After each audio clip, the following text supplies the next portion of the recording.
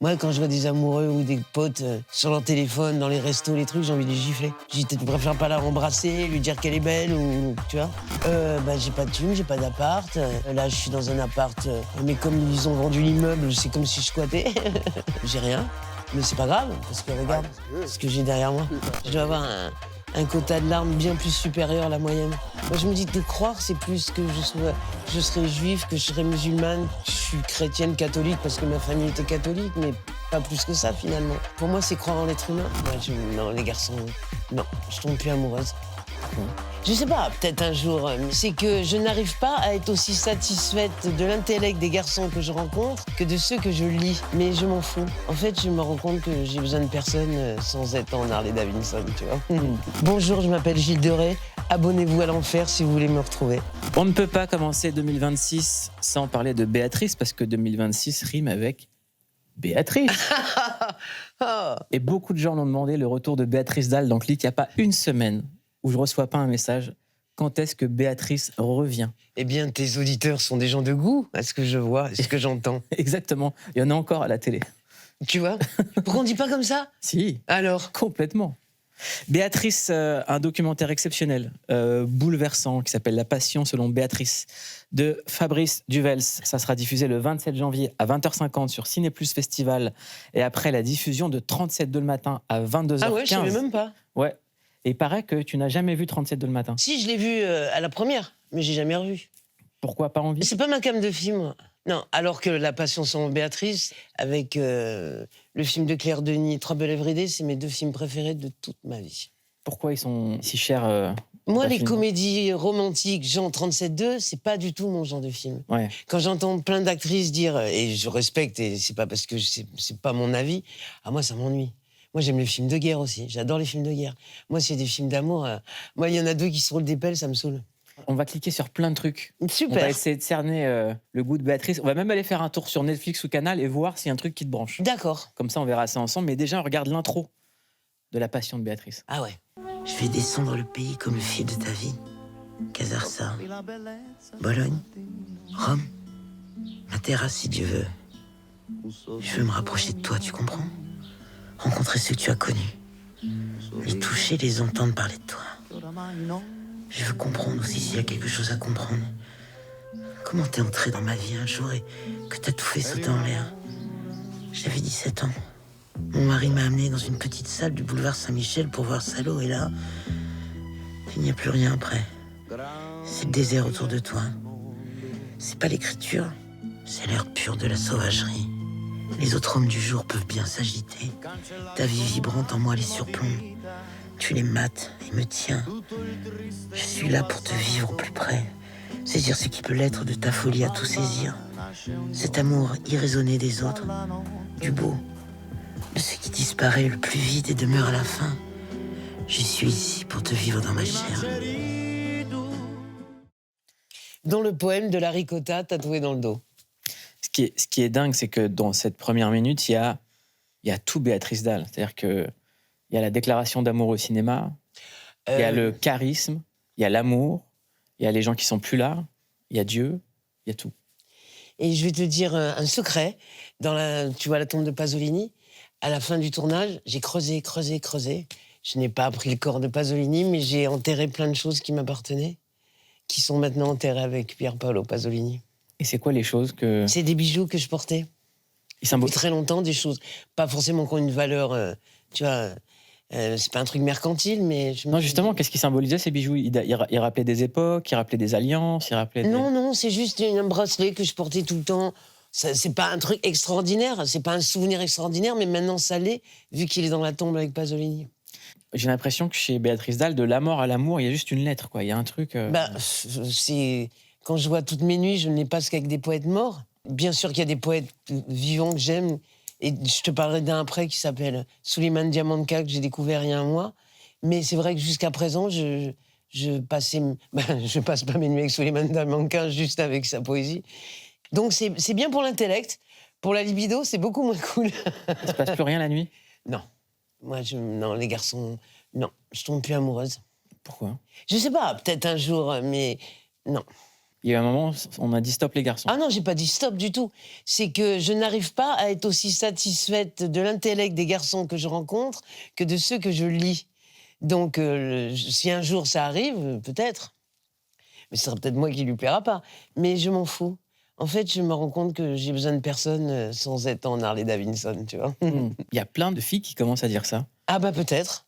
On avait Philippine de Roy-Beaulieu la dernière fois qui disait, Peut-être. mais elle trouvait les mecs nazes à son Oh, c'est contact. pas les mecs, c'est pas les mecs ou les filles ou les gens que je trouve nazes. C'est que quand tu passes tes nuits dans les bras de Jean Genet ou de Pasolini, c'est compliqué après de faire, tu vois, la comparaison. Et là, c'est un hommage à Pasolini, mais aujourd'hui, j'ai envie de dire, le vrai homme de ma vie, c'est Genet. Parce qu'il y a quand même des choses chez Pasolini, j'ai oublié que c'était un être humain. Et forcément, dans un être humain, il y a des choses qui vont me déplaire, comme chez moi, chez tout le monde. Et j'ai l'impression que Genet, il n'y a rien qui me déplaît chez lui, rien. Il y a des mots de Genet que Béatrice Dalle rêve qu'un homme lui écrive. Ouais. Lesquels? Je rêve qu'ils me disent, qu'ils m'appellent ma nuit d'Espagne. Parce que quand tu penses à une nuit d'Espagne, c'est la chaleur, c'est la fête, c'est l'ivresse surtout. Et je pense que c'est l'homme qui parlait le mieux d'amour. C'est quoi les mots de la nuit d'Espagne? C'est parce qu'il l'appelle, l'homme, c'est Maurice Pilorg, ce jeune homme qui a été exécuté, je crois que c'est le dernier condamné à mort à Rennes. Et il a écrit le condamné à mort pour lui. Ben voilà, ma nuit d'Espagne. Vous avez envie de le lire? Mais je pourrais pas, je vais trop pleurer. Ah non, il faut pas alors. Mais quand il a surtout écrit, j'ai même pas besoin de le lire, je le connais le poème. Nous n'avions pas fini de fumer nos gitanes, nous n'avions pas fini de nous parler d'amour. On peut se demander pourquoi les cours condamnent un assassin si beau qu'il ne fait pas lire le jour. Je me dis, mais parler d'amour comme ça, qui tu veux que je rencontre qui me parle mieux d'amour que lui? Et je pense que si j'avais eu la chance de le rencontrer, j'aimais les mêmes mecs que lui. On aurait été dragués ensemble, c'est sûr. Ouais. Mais j'imagine que quand on est Béatrice Dalle, on doit se faire draguer H24. Eh ben, pas tant que ça, non, jamais. En fait, les mecs, ils ont assez peur. Mais je suis pas la seule actrice qui dit ça. J'entends souvent des actrices le dire. Hein. Non. Non. Et moi, j'aime bien en plus choisir. C'est moi qui décide. Ouais, c'est ça. Oui, c'est la dernière fois, vous nous avez dit que c'est vous qui alliez dans les soirées voir qui vous plaisait, quoi. Mais en fait, je ne cherche jamais un garçon pour la nuit. Ça ne m'intéresse pas. Moi, j'aime une vraie histoire. Si c'est l'aventure, et je respecte ceux qui ont ce genre de vie. Hein. Moi, j'ai des copines qui vont draguer, très bien. On n'est pas irrespectable à cause de ça. Mais j'ai pas envie de ça, quoi. Mais il est là le grand malentendu avec vous, en fait. Mais complètement, depuis le début. Hein. Personne vous a compris dès le début. Quoi. Depuis le on début. vous a fait un sex symbole alors que vous êtes une romantique. Pas romantique, je suis romanesque, c'est pas pareil. Exactement. Ouais.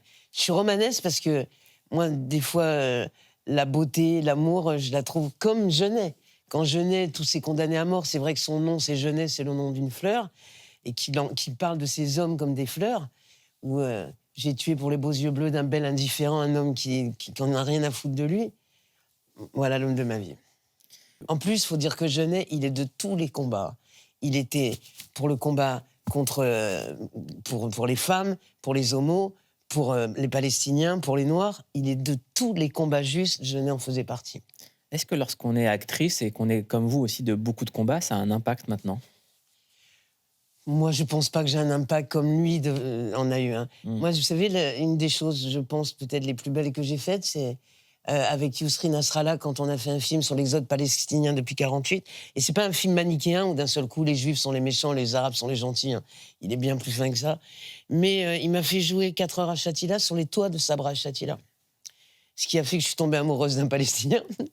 Mais surtout, je ne connaissais pas Genet comme aujourd'hui. Et je suis très fière d'avoir joué 4 heures à Shatila sur les toits de Sabra Shatila. Pourquoi est-ce que la poésie, chez vous, c'est la nuit? Elle ressemble à quoi, vos nuits? Parce que je dors le jour.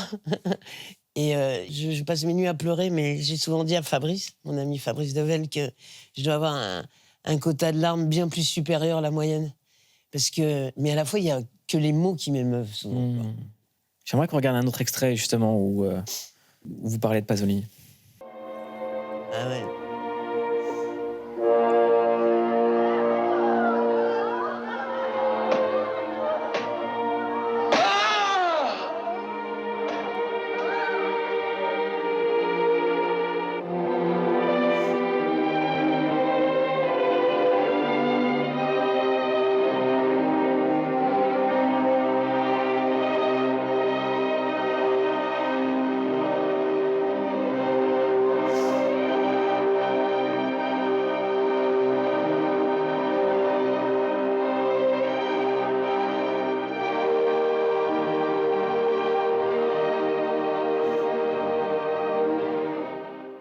Qu'est-ce qui se passe dans cette scène? Bah, je me suis pris pour Marie de Magdala, je crois, ce jour-là. Mais comment ne pas être ému? On est en train de crucifier un homme. Et vous savez, moi, de croire au Christ, ça n'est pas croire en quelque chose de mystique, quelque chose, un vieux monsieur dans le ciel. Ça me fait croire en l'être humain. Je me dis, s'il y a un homme comme ça, il y en a sûrement d'autres, quoi. Et je trouve l'idée quand même extraordinaire, c'est que le jeune acteur qui joue le Christ, c'est un révolutionnaire espagnol, et de faire jouer par un révolutionnaire le Christ, qui était un révolutionnaire, je trouve que c'est encore une des magnifiques idées. Et j'avais une petite anecdote, c'est que ce jeune homme pensait que, sachant que Pasolini était homosexuel, qu'il le draguait, il a refusé longtemps parce qu'il disait il veut juste m'approcher parce que je lui plais. Et en fait non, c'était juste pour lui proposer le film. Et je pense que c'est le plus mystique Christ, parce que tu vois toujours des mecs blonds, très beaux. Je ne pense pas que le Christ, vu ses origines, devait ressembler à ça. Mais je trouve que c'est le plus mystique. Je suis infiniment ému quand je vois cette scène. En plus, c'est marrant parce que c'est un film qui a été accepté par le Vatican, alors qu'il ne représente aucun des miracles. En tout cas, c'est un des films de ma vie. Qu'est-ce que vous retenez, vous, du sacrifice du Christ? Parce que vous parlez beaucoup de sacrifice. Oui, parce que quand on dit il a donné sa vie pour nous autres, pour nous tous, mais encore une fois, moi je me dis de croire, c'est plus que je serais juive, que je serais musulmane, que je suis chrétienne, catholique, parce que ma famille était catholique, mais pas plus que ça finalement. Pour moi, c'est croire en l'être humain. Je comprends pas tous ces livres extraordinaires, que ce soit la Bible, la Torah ou le Coran, où d'un seul coup, ce n'est que des mots d'amour, et les hommes n'en font que des mots de guerre, quoi. Je trouve ça... Alors, je suis en train d'enfoncer une porte ouverte, je le sais bien, c'est manichéen ce que je suis en train de dire, mais aujourd'hui, le Christ ira au Vatican, il serait jeté comme un va-nu-pied, quoi, tu vois. Où on doit rejeter, enfin, partager l'argent. C'est un homme qui parlait aux femmes, qui parlait à tous les étrangers. Les femmes, dans l'Église catholique, on ne peut pas dire qu'elles ont une place privilégiée, quand même. Vous pensez qu'il y a du bon dans chaque homme, même dans ceux qu'on définit comme mauvais? C'est Badinter, dans le discours contre la peine de mort, il avait repris un discours de Victor Hugo, où Victor Hugo, contre la peine de mort, disait un homme, on ne peut pas ne pas lui donner la chance de devenir meilleur. Ouais, je pense. Mais regarde, on peut faire une rencontre, tu vas prendre un taxi, ça dure 5 minutes, et d'un seul coup, il se passe quelque chose où il y a quelque chose à dire. Personne n'est nul, personne n'a rien à dire, personne, tu vois. Il faut aussi donner la chance aux gens de s'exprimer, mais surtout leur donner l'intérêt que chacun... Enfin, tout le monde est intéressant, quoi. La rédemption, vous y croyez? Mais la rédemption...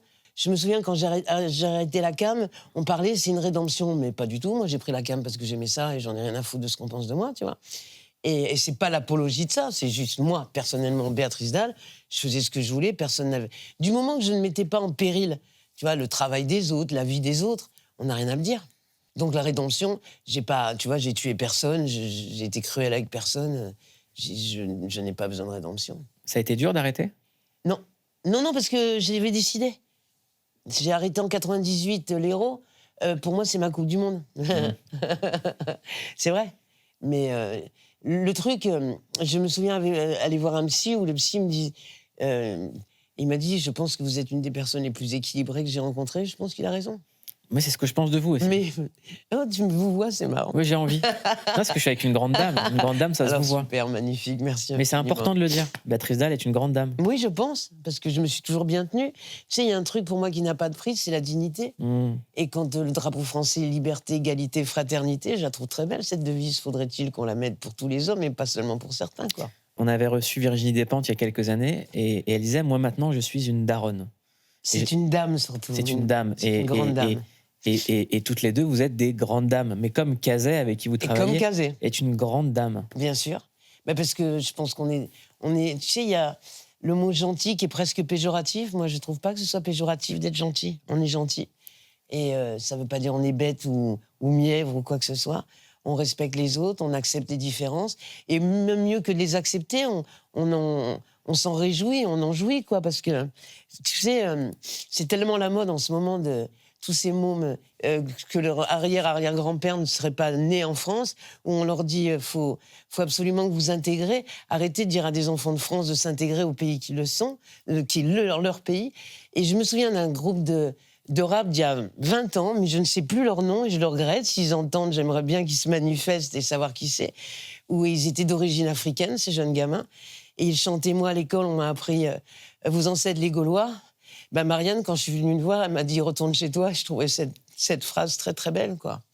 Donc, arrêtons de montrer des gens du doigt de cette manière. Il y a une poignée de cinglés un jour au Bataclan ou tous ces trucs-là, ok, mais une poignée de cinglés ne fait pas un peuple de cinglés, quoi. Comment il va le peuple français, selon vous, là? Bah écoute, moi je trouve quand Trump s'est tellement mal conduit, a tellement mal parlé de Macron il y a une semaine, mais quand Macron a tellement été lâche en parlant du président du Venezuela, il y a un moment, comment on tremble devant cette espèce de bouffon, quoi. À la fois, je suis pas politologue, à la fois, je ne suis pas du tout... tu vois, j'ai aucune formation, rien. J'aime pas faire les actrices qui vont dire la guerre, c'est pas beau, et les enfants qui meurent de faim, c'est pas beau. J'en parlerai pas bien, comme je pourrais, j'espère en tout cas, parler de poésie.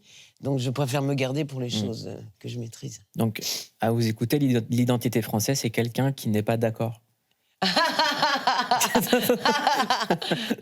Non, pas forcément. Qui se laisse pas faire. Mais tu sais, il y avait un texte que je faisais avec Virginie Ekazé, parce que tu en parlais, que Virginie a écrit, où d'un seul coup, il y a un bras magique, un bras divin qui a mis des frontières. Et là, tu peux mourir, et là, on va prendre soin de toi. C'est tellement triste, ça. Quand on dit, je sais qu'il est commun ce mot de dire on est citoyen du monde, mais au nom de quoi, d'un seul coup, il est légitime de mourir de ce côté? Est-ce que de ce côté-là, les ruines, elles sont pas graves? Les morts ne sont pas importants? Je trouve ça, je pense qu'aujourd'hui, on aurait de quoi, ce que tout le monde mange à sa faim, ce que tout le monde ait une demeure digne, en tout cas, tu vois, Moi, à Paris, une ville si belle, si riche, si incroyable, qu'il y ait des gens qui dorment dans les rues aujourd'hui à Paris, c'est une ignominie. Une ignominie, il n'y a pas d'autre mot. Tu vois, quand un pays a des difficultés, ce qui n'est pas le cas de là, bien sûr qu'il y a des difficultés en France, c'est pas ce que je veux dire. On n'est pas en train de crever de faim dans les rues, et il y a des gens qui crèvent de faim dans les rues aujourd'hui, quoi. Et les agriculteurs crèvent de faim aussi. Et les agriculteurs crèvent de faim. Mais même les retraités. Moi, j'ai une mère, par exemple, si je ne l'aidais pas avec... Tu vois, moi, je fais des films d'auteur, des trucs, je ne gagne pas beaucoup de thunes, malgré ce qu'on imagine, parce que je l'entends souvent, qui vit avec 300 balles par mois. Parce qu'elle a la demi-retraite de mon père qui était militaire, et il a bossé comme un chien toute sa vie. Tu vois des retraités qui sont dehors aujourd'hui alors qu'ils ont travaillé toute leur vie, c'est quand même dingue, quoi. Tu travailles 40 ans pour ça, mec? Bah, allez braquer le Louvre, les gars. C'est moi qui vous le conseille, hein. Ah bah, il y a des gens qui vont pas être d'accord. Ah, j'en ai rien à foutre. Ouais. Ils ont tué personne, tu vois. Donc, c'est quand même extraordinaire qu'en plein jour, de faire un coup pareil. Donc, vous condamnez pas le Louvre? Pas du tout. C'est vos propos. Ah, mais bien sûr, absolument. Ouais. Les mecs, de la manière dont ils l'ont fait, tu te dis, mais on dirait presque un gag d'un mauvais film, quoi. Mais ils l'ont fait. Donc, je suis pas en train de dire félicitations d'aller braquer le Louvre. Je dis juste, quand après, la ministre de la Culture nous dit non, tout a bien marché, tout a bien fonctionné dans la sécurité. J'ai l'impression que vous avez toujours été à rebours. C'est-à-dire que j'ai l'impression que pour vous, la défiance est une hygiène de vie. La rébellion. Pas la rébellion, la défiance. C'est-à-dire que non, j'y pense pas. Vous prenez rien pour argent comptant. Et le scandale est un devoir, non, disait Pasolini. Ça, c'est de tout temps ou c'est que depuis les réseaux sociaux? Ah non, c'est de tout temps, je crois. Mais à la fois, je remercie toutes les féministes qui sont venues bien avant moi, parce que si j'ai autant de liberté, c'est grâce à ces femmes-là. Donc merci à toutes les femmes qui ont combattu pour ces droits, bien entendu, bien sûr. C'est quoi votre définition du féminisme? Si ça va être très prétentieux, mais ma définition, c'est les femmes qui vivent, j'ai envie de dire, comme moi, qu'on en a absolument rien à foutre de ce que les autres pensent. C'est pas irrespectueux quand je dis ça. Moi, j'ai toujours vécu avec les hommes que je voulais. C'est moi qui les choisissais. Peut-être que je serais en prison si j'avais été un mec, vu comment je me suis tenue avec certains. C'est-à-dire que personne... Tu vois, par exemple, moi, j'ai des copines trans et qui se font casser la gueule. Déjà, c'est des mecs qui se disent « Ah, je suis un bonhomme, tu sais, parce que je vais casser la gueule à une femme trans. » Déjà, c'est une définition du bonhomme extraordinaire. Et au nom de quoi quelqu'un va te dire « Tu vas vivre comme je te le dis. » D'accord? Au nom de quoi? T'es qui? T'es Dieu? Non. Non. Donc, souvent, ça m'émeut infiniment, toutes ces femmes trans. Il y a aussi beaucoup... C'est souvent des jeunes gars, des jeunes homos qui viennent me dire « Si toi, tu l'as fait, ta liberté, moi aussi. » Super. Personne n'a à nous dire comment on doit vivre, non? Encore une fois, cette phrase, c'est presque... Ce que je voudrais qu'on retienne, c'est « Je ne fais pas partie d'une meute. » Tu vois?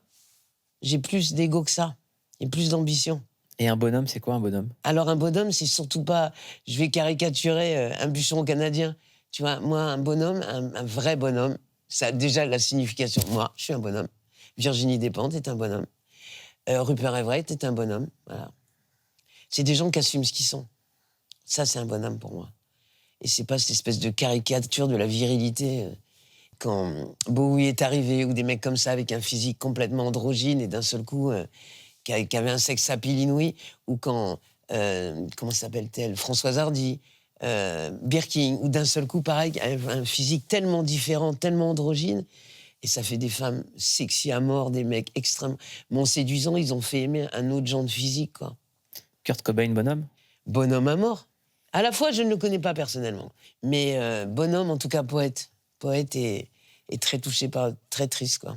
Là, vous faites un spectacle qui s'appelle Come As You Are, Ouais. avec Youvdi, Bastien Burger, Ouais. à Tarbes le 22 mai et le 26 mai à Sarcelles. J'aimerais qu'on regarde la bande-annonce. Je suis un gosse instable, je suis un gosse capricieux et je n'ai plus de passion. Alors rappelez-vous, il vaut mieux brûler franchement que de s'éteindre à petit feu.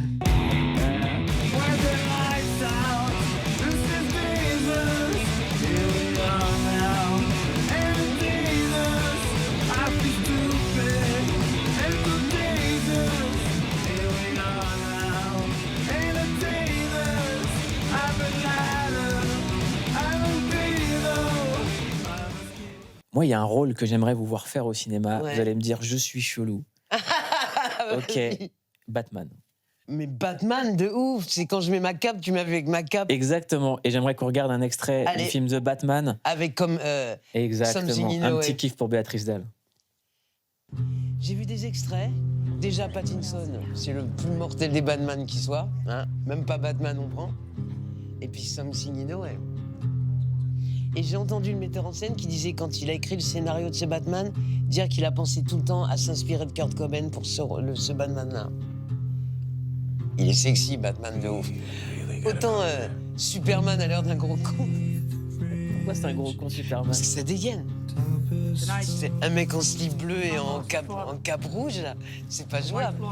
Batman, il arrive, tu respectes. Bah, c'est un mec en latex noir, quoi. Mais il le porte bien, le latex. Hein. Mais j'adore Pattinson, c'est un super acteur.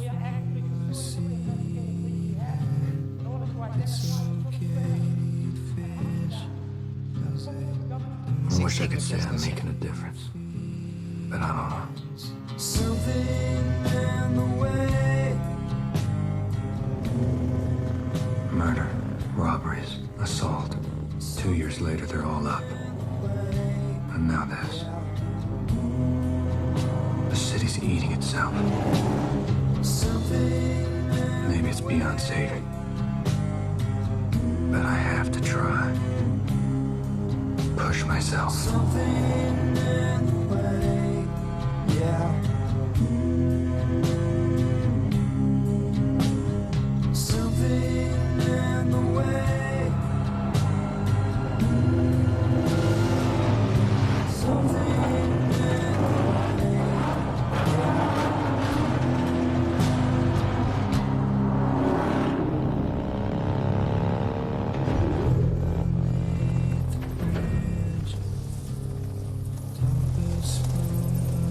Ça pourrait ressembler à une soirée de Béatrice Dalle ou pas, ça?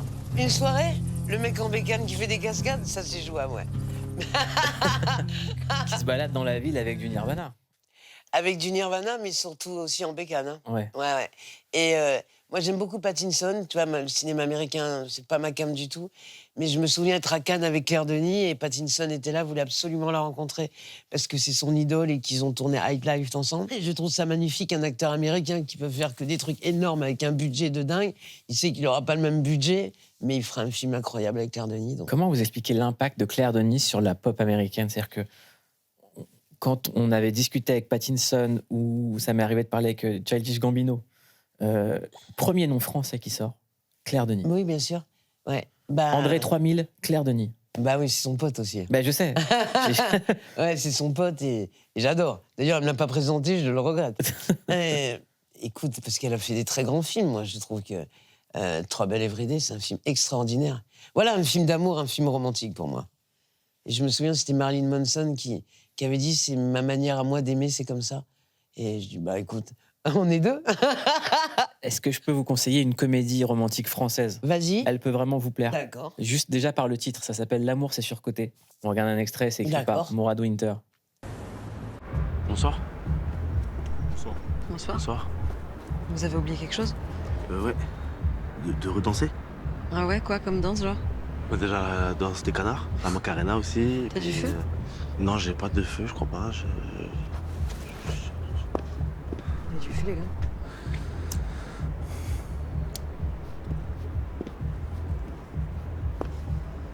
Bon bah du coup, je vous retiens pas. Bonne soirée. En fait, j'ai surtout oublié de vous demander votre numéro. Quoi? J'entends pas. Votre numéro de téléphone. Mais non. Plus de tact. Moins rapide, là. Fais bien. Pardon, je fais pas ça d'habitude. Bonne soirée. 06 47 38 22. Bonsoir. Je t'ai donné les 8 premiers chiffres, tu trouves les 2 derniers, tu m'appelles. Ça fait 99 options, c'est beaucoup. Avec 00, ça fait 100.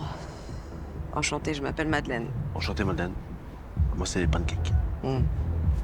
Très marrant, ça. C'est vrai? Bonne soirée. Ouais. Et j'ai plus de blagues. Bonsoir.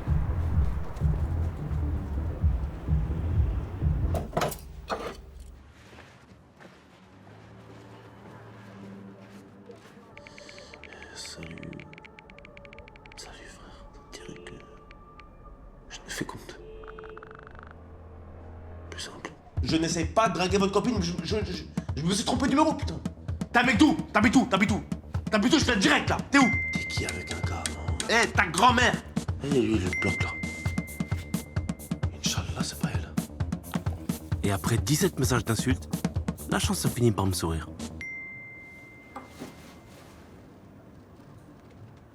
Non, c'est pas vrai. Comédie romantique d'un nouveau genre, L'amour, c'est surcoté. Ça fait du bien d'avoir un peu d'humour qui nous ressemble, en fait, qui ressemble à 2026. Ouais, mais alors je dois pas être de 2026. Mais j'ai bien aimé l'extrait, mais je sais que j'irai sûrement pas le voir parce que je vais jamais au cinéma. Oui, il est sur MyCanal. Et j'ai pas non plus. On va s'arranger. J'aime pas Netflix, j'ai rien. Ah ouais, rien? Rien. Vous regardez pas de films? Non. Non. À part Pasolini, quand même. Parce que je les ai vus, revus. Je les Ouais. regarde sur YouTube, sur mon grand écran télé, tu sais. C'est le seul truc que j'ai. J'ai pas d'ordi. J'en ai eu un, mais il servait de plateau du petit-déj. Voilà. Je déteste tous ces trucs-là. Moi, quand je vois des amoureux ou des potes sur leur téléphone, dans les restos, les trucs, j'ai envie de les gifler. Je dis, tu préfères pas la embrasser, lui dire qu'elle est belle, ou tu vois. Ça m'insupporte. Alors, qu'est-ce que vous faites de vos nuits? Et je lis des poèmes. Tout le temps? Ouais. Des nouveaux poèmes ou vous relisez les mêmes? Je relis beaucoup les mêmes, et aussi, là, en ce moment, je découvre Schopenhauer avec... je suis tombée amoureuse de la comparaison qu'il fait entre Mahomet et Jésus-Christ. Voilà, donc je passe mes nuits avec ça en ce moment. Et qu'est-ce que vous en retenez de ces nuits? Bah forcément, j'apprends quelque chose. Et tu sais, je me souviens qu'il y a très longtemps, il y avait une émission qui passait la nuit ou sur des trucs artistes, tu sais, sur l'artisanat. Donc je peux tout te raconter sur les armoires normandes, sur les B52. Moi, du moment que j'apprends quelque chose, ça m'intéresse. Voilà. Alors, les dernières choses avec lesquelles j'ai passé mes nuits, c'est Ainsi parlait Zarathustra de Nietzsche et le Schopenhauer. Voilà, c'est mes deux amants de ces dernières nuits. Et quand vous vous dites que vous n'allez pas au cinéma, mais le cinéma vient encore à vous, vous recevez encore des scénarios. Et tout le j'en temps. suis très Ouais. honorée, vraiment. C'est quoi le dernier scénario où vous avez dit j'ai envie de le faire? Bah, j'ai jamais lu un scénario de ma vie, donc... Moi, c'est la rencontre avec les metteurs en scène, tu vois. Le dernier qui est sorti, là, Laurent dans le vent, bah, je l'ai pas encore vu, par exemple. Vous le verrez jamais? Je crois pas. Non. C'est pas pour ça que je vois que des critiques, elles sont dingues. Donc super, merci infiniment aux gens qui pensent ça de ce film. Mais tu sais, de se voir dans un film, ça gâche quand même beaucoup de plaisir, tu vois. Je crois plus à rien, quoi, quand t'es dedans.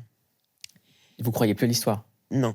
Et de toute façon, moi, tu vois, quand tu montres un extrait Je pense pas qu'on fasse les dates que tu dis, Sarcelles et tout ça. Parce qu'en fait, on arrête, parce qu'on prend par contre le prix du meilleur spectacle musical de l'année. Pas mal, c'est... Ouais, au Award, je sais pas quoi, là. Bravo. Ouais. Je suis contente parce que, tu dis, on a fait cette...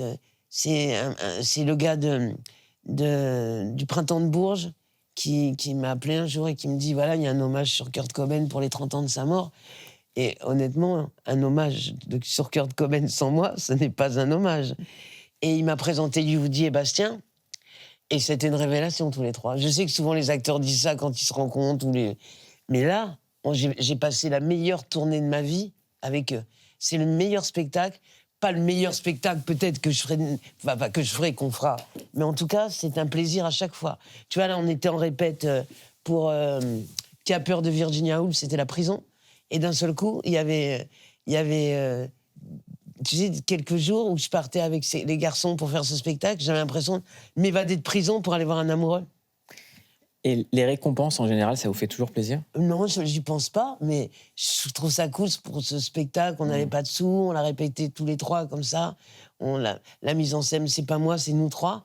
Donc, je trouve ça cool, quoi. Et si demain, on vous dit Béatrice Dalle, César d'honneur? Je pense pas avoir la carrière pour. Bon, à la fois, ils ont fait des fois pour des trucs chelous, les César d'honneur. Je m'en fous, sérieux, je m'en fous. Je m'en fous. Vraiment? Ouais. Moi, je pense que vous le méritez, le César d'honneur. Parce que j'ai fait des trucs bien. Bah oui. Ouais, c'est pour ça que je suis pas riche. On fait des trucs... quand on fait des trucs bien, on n'est pas riche? Je crois. Vraiment. C'est quoi votre train de vie maintenant? J'ai pas de thune, j'ai pas d'appart. Là, je suis dans un appart... mais comme ils ont vendu l'immeuble, c'est comme si je squattais. Donc, j'ai rien. Mais c'est pas grave, parce que regarde ce que j'ai derrière moi. Une filmographie incroyable. Incroyable, bien sûr. Et je pense que si j'avais pas eu cette éthique et cette manière de vivre, ces gens-là ne seraient pas venus me trouver non plus, ils se seraient pas intéressés à moi. Vous avez déjà refusé des grosses sommes pour des mauvais rôles? Ouais. Quoi, par exemple? Non, ça serait pas gentil de le dire. Ouais. Mais ouais. Et je m'en fous. Je regrette pas du tout. Parce que je pense que ma dignité, elle a pas de prix. Alors, il y a plein de gens, après ce que j'ai dit tout à l'heure, qui vont pas me considérer bien. Mais tant pis. C'est pas grave, ça, tu vois. C'est pas grave. Je m'en fous. Je suis très honoré quand des gens dans la rue viennent me voir et me disent des choses gentilles et que ça les a touchés. Quand je vois 37.2, ce film, mais dans le monde entier, 37.2, c'est surréaliste, quoi. Et même Trouble Every Day, je vois des concerts, des festivals punk qui s'appellent Betty Blue aux États-Unis. Un territoire où je suis interdit, quand même. Je trouve ça cool. Pourquoi vous êtes interdit aux États-Unis? Alors, d'abord, parce que j'ai d'abord été interdit pendant 7 ans. Parce que quand j'allais tourner le film d'Abel Ferrara, il fallait la carte verte. Et j'avais un procès sur la cam dans la semaine, dans le mois. Et l'ambassadeur américain, qui est venu, Gabriel, m'a mal parlé, j'ai mis une gifle. Et il m'a dit, maintenant, votre dossier est à Washington. Et je dis, je t'emmerde, si j'ai envie d'aller aux États-Unis, je passerai par le Canada, j'en ai rien à foutre. Donc vous avez giflé un ambassadeur? Ouais, en 97. Donc j'étais interdite 7 ans. Mais vous avez conscience que votre vie, c'est pas une... On devrait faire un film. C'est-à-dire que vous lancez depuis tout à l'heure dinguerie sur dinguerie sur dinguerie sur dinguerie. Comment on sort indemne de tout ça? Parce que rien ne m'abat, moi. Ouais. Ouais.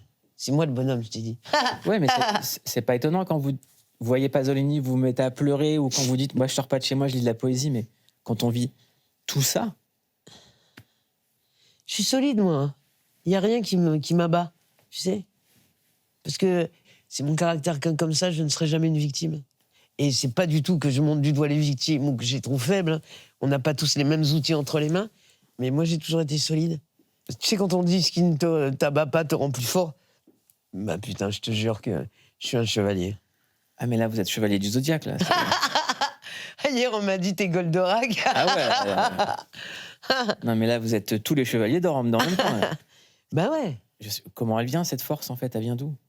Tu sais, alors, je sais pas si ça a à voir, mais j'ai un père qui était commando des forces spéciales. C'est pas pour ça, hein, je vais pas tomber dans le clicheton du commando, le mec viril. Mais c'est un mec qui a vraiment une vie de merde. C'est-à-dire qu'il était à la DAS, il est rentré mousse à 13 ans, tu sais, parce qu'il a pas de famille, et il est devenu commando, il a fait l'Indochine, l'Algérie. Donc il est plus là, un père raciste à mort. Mais il y a un truc, que j'ai quitté ma famille à cause de ce racisme pendant 20 ans, tu vois, que je ne supportais pas. À la fois, c'était pas une mauvaise éducation, hein, parce que je vois les mecs dans ma vie, ils ont été toutes les couleurs, hein, donc finalement, ça m'a pas marqué leur éducation. Mais c'est un homme qui ne s'est jamais plaint, tu vois. Et je me dis, si moi je me plains, j'ai quand même une vie bien cool par rapport à la sienne. On n'était pas riches, mais j'ai jamais eu faim, j'ai jamais eu froid, ça a toujours été un homme, tu vois. Et même sur le fait qu'il soit raciste, dans le sens, bien sûr que ça me choque toujours, sauf que c'est un homme qui a vécu 2 guerres. Et je pense qu'après la Seconde Guerre mondiale, il y a peu de Français qui aimaient les Allemands, alors que les Allemands n'avaient rien à voir, la jeunesse allemande n'avait rien à voir avec ce qui s'était passé, le nazisme. Et je me dis, je pense que tous les gens qui ont vécu la guerre, tu vois, on peut peut-être les excuser juste d'avoir cette attitude, quoi. Tu cherches pas, moi je lui ai toujours dit, que tu sois d'un côté ou de l'autre, c'est terrible, quoi. Mais bon, quand t'as vécu la guerre, je me dis, ça doit être autre chose. On va pas demander aux gamins palestiniens maintenant d'aimer. Tu vois, j'ai un petit pote, on s'appelle souvent, et je lui dis, trompe pas d'ennemis, c'est pas les juifs, ton ennemi Netanyahou n'est pas les juifs, quoi. Mais ce gosse a perdu toute sa famille. Voilà. Et qu'est-ce que tu veux dire à un gosse qui a perdu toute sa famille? Sois gentil avec, tu vois. Et c'est dommage parce qu'il est en train de se tromper d'ennemi, j'en suis sûr. Enfin, c'est évident. Mais qu'est-ce que tu veux lui dire après avoir vécu un truc pareil? Par rapport à votre père, j'ai appris que vous alliez sur sa tombe renverser du champagne. Ouais, des fois, bien sûr. En plus, j'ai une mère tellement dure. Moi, à côté, je suis rien. Moi, je suis un dauphin à côté d'elle, tellement c'est un diable. Ah, si tu vois la mère de Goldorak, c'est elle. Hein. Et qui a eu droit à rien. À rien, tu sais. Mais souvent, hein, les mecs, tu sais, les soldats très vénères dans la vie, devant leur bonne femme, il n'y a plus personne. Bah, c'était typiquement ce genre d'homme. Tu sais, super courageux à la guerre, devant sa femme, il n'y a plus personne, quoi. Et les mecs, ils sont pas courageux avec vous, alors? Ben non, mais de toute façon, on est vachement plus... Je pense que les femmes sont beaucoup plus courageuses que les hommes. Parce que regarde, quand un homme veut partir, il est incapable de faire ça. Une femme, fais attention. Fais attention, si tu te tiens mal. Le jour où elle va se barrer, elle ne reviendra pas, quoi. Je suis au courant. Mais vraiment, toutes les douleurs, les trucs, tu vas les femmes enceintes, les femmes qui ont plein de gosses, tu vas des nanas qui ont une raillade de gosses, tu te dis, putain, c'est des soldats, les meufs, quoi. Vraiment. Le truc qu'on se dit, ouais, en fait, c'est quand le livre, Béatrice Dalle, c'est quand est-ce que vous racontez ça? Quand est-ce que, au lieu de lire, vous écrivez? Quand est-ce que vous le posez? Ah non, j'écris pas parce que je sais pas bien écrire, tu vois, je n'ai pas cette prétention-là et je n'ai pas ce talent-là. Et Mais qui peut vous faire accoucher de tout ça? Bah, pourquoi je le ferais, d'ailleurs? Moi, mes souvenirs, ils sont bien dans ma tête. Des preuves, je les partage avec toi de temps en temps, voilà. Ouais. Moi, je les ai vécues, les choses. On me l'a souvent demandé, hein. Ouais. Souvent. Mais... Parce que là, quand on regarde le documentaire La Passion de Béatrice, on a envie, en fait, de se dire, mais cet être humain, je vais même pas vous genrer, c'est cet être humain. Bah parce que c'est ça d'être libre aussi. Je suis toujours allé où ça me semblait plus brûlant, plus intéressant, sans jugement de valeur, sans jugement de couleur, sans jugement de religion. Et puis de tout assumer tout le temps. Tout le temps. Je me rappelle même quand vous avez parlé de kleptomanie, vous avez toujours tout assumé. Moi, j'ai toujours tout assumé. Et c'était pas du tout être kleptomane, c'est que mon frère était recherché par les keufs. Mon frère, pas de sang. Thierry s'appelait, il est mort maintenant. Et il valait mieux que je prenne ça sur moi que lui qui était recherché par la police. Donc l'anecdote où vous racontez que vous étiez kleptomane, mais il n'y a pas cette anecdote. Ah. Elle n'existe pas, on l'a racontée à ma place. On l'a raconté à votre place. Ouais. J'ai jamais fait comme... Non, jamais. Et cette anecdote où vous racontiez que vous étiez allé dans une église, je me rappelle de ce truc chez Fogiel. Et j'ai oublié. Ah bah, mais si t'as oublié l'anecdote, mais ça m'avait marqué. Ah bah, je sais plus. Que vous alliez dans les églises à Saint-Eustache, mais j'ai oublié. Ah, je vais dans toutes les églises. Je prie souvent, parce que je suis pratiquante, pas de dingue, mais... Vous demandez quoi quand vous priez? Alors, je demande rien, surtout. Surtout, je prie pour les gens que j'aime, ceux que je n'aime pas, ceux que je connais, ceux que je ne connais pas, ceux qui sont en vie, ceux qui ne le sont pas. Parce que si tu vas pas demander au Christ, s'il te plaît, fais-moi gagner au loto, fais-moi rencontrer ce mec, j'aurais honte. Je ne demande surtout rien, je prie pour les autres. Et au réveil, vous pensez à quoi? C'est quoi votre première pensée? Manger. J'adore manger. Ouais. Qu'est-ce que vous préférez manger? Tout ce qui est bien lourd. Et... Alors, moi, je suis anti-truc régime, anti-truc sain. Je mange que de la merde. J'ai fait 1 heure de sport dans toute ma vie. J'ai pris toutes les cammes du siècle et je suis jamais malade. Tu vois? Vous êtes un anticorps, en fait. Comme j'ai vu qu'Ozzy Osbourne, on étudiait sa constitution parce que le mec, il s'est défoncé 60 ans sur ses 75 ans et que finalement, Tu vois, il était pas super en forme, mais comme plein de gens de son âge, quoi. Il y a une phrase que je vous ai jamais entendu dire, et c'est aussi pour ça que vous êtes la grande dame que vous êtes, c'est « c'était mieux avant ». Non, non, non, non. J'ai pas envie de parler aussi, les vieux cons, c'était mieux avant, mes parents ont dit ça, mes grands-parents ont dit ça, j'imagine mes arrière-grands-parents disaient ça. Il y a des gens extraordinaires aujourd'hui, il y en aura demain. Non, non. Vous la voyez comment, la nouvelle génération ? Pour l'instant, je la vois pas beaucoup. Tu vois, arrêtez d'être toujours sur vos téléphones. Les gens, ils sont tellement... Il y a plein de gens extrêmement... Il y a des gens magiques. Et moi, j'ai envie de prendre mon temps. J'ai même ceux qui vont m'insulter, les haters. Voilà, je vais te citer... Et c'est vulgaire ce que je veux dire, mais j'en ai rien à foutre. Chez les haters, d'un seul coup, c'est comme les mecs, les hétéros, garçons hétéros, qui détestent les... C'est dingue, ça. Qu'est-ce que t'en as à foutre? Et je me dis, c'est comme les mecs qui détestent les qui vont se faire dans les hammams. Tu vois, ce genre de mec? Pas forcément, mais... Non, mais tu vois ce que je veux dire? Oui, oui, oui. D'un seul coup, si tu t'en fous, que tu sois trans, que tu sois hétéro, on s'en fout, quoi. On ne respecte pas, on n'aime pas les gens pour ce genre de choses. Et je me dis, c'est toujours louche. Qu'il y a des haines plus suspectes que d'autres. Ben ouais, tu te dis, on s'en fout, quoi. Et attaque quelqu'un de mauvais, quelqu'un qui fait du mal à quelqu'un, une personne politique. Moi, je suis pas politique, tu m'aimes pas, y a pas de souci. Mais de venir sur mon compte pour mettre une insulte, mais fais gaffe, parce que je vais pas lâcher l'affaire. Parce que moi, je vais aller sur le darknet et je vais mettre tes comptes en banque sur le darknet. Faut jamais s'embrouiller avec Béatrice Dalle. Non, parce que je suis extrêmement gentil. Je respecte les gens. Alors, je suis pas exemplaire, hein, je fais plein de choses, j'ai plein d'erreurs, il y a plein de bêtises, je dis plein de bêtises, j'en doute pas, j'ai pas raison sur plein de choses. Mais en tout cas, je fais de mal à personne. Donc, je demande la même chose. En plus, la dernière fois qu'on avait parlé, vous nous disiez, mais moi, j'ai jamais eu aucun incident sur aucun tournage, j'ai toujours été à l'heure, j'ai toujours... Ouais, je suis très ponctuel, oui, bien sûr. Ouais. Pourquoi on vous a fait passer pour la méchante, alors? Et tu sais, moi, je me souviens, quand j'ai fait le film avec Guillaume Depardieu, on s'est dit un jour... On avait tellement peur de nous sous le tournage, alors que Guillaume était le mec le plus extraordinaire, le meilleur du monde. Et un jour, on s'est dit, on va rester dans la loge et on va attendre. Tu sais, il suffisait de frapper à la porte, sous plateau. Les gens venaient pas. Si on se dit, on va rester 6 heures dans la loge, tu vois, il fallait que nous, on sorte, qu'on décide. Alors que non, qu'on soit Guillaume, que ce soit moi, n'importe qui, au moment là, l'équipe est prête, on y va. Mais c'était juste, c'était dingue. Ouais. Et toujours cette peur... alors que je suis, je pense, extrêmement aimante et gentille, quoi. Ouais, il suffit de voir la passion de Béatrice pour voir que vous êtes une boule d'amour. Ouais. Vous ne criez que de l'amour. Faut croire que... Je dis, pourquoi ces trucs sur les réseaux sociaux, maintenant, c'est paroles d'évangile? Tu vois, c'est quand même extraordinaire. Et vous savez ce que c'est de souffrir de la mauvaise réputation? Je peux pas dire ça. Non. Ouais, non, ça serait indécent de se plaindre de quoi que ce soit. Non. Et vous vous plaignez jamais, en fait? Non. Non, il y a des gens qui ont vraiment des vies. Quand tu vois dans les rues certaines personnes qui vivent, eux, ils pourraient vraiment se plaindre. C'est dans les rues et dans d'autres pays surtout, tu vois. Si on reparle cinéma, qu'est-ce que vous aimeriez faire? Quel rôle vous aimeriez avoir? Avec qui vous aimeriez travailler? Avec Fassbinder. Fassbinder, mais c'est mort. J'aimerais tourner avec Pasolini, évidemment. Mais il n'y a pas un rôle, en tout cas. Il n'y a pas un rôle. Pour moi, c'est un metteur en scène. Et un metteur en scène vivant? Haneke, j'ai beaucoup aimé tourner avec Haneke. Ouais. J'aimerais beaucoup retourner avec Haneke. C'est pour moi le plus grand directeur d'acteurs que j'ai vu. Extraordinaire.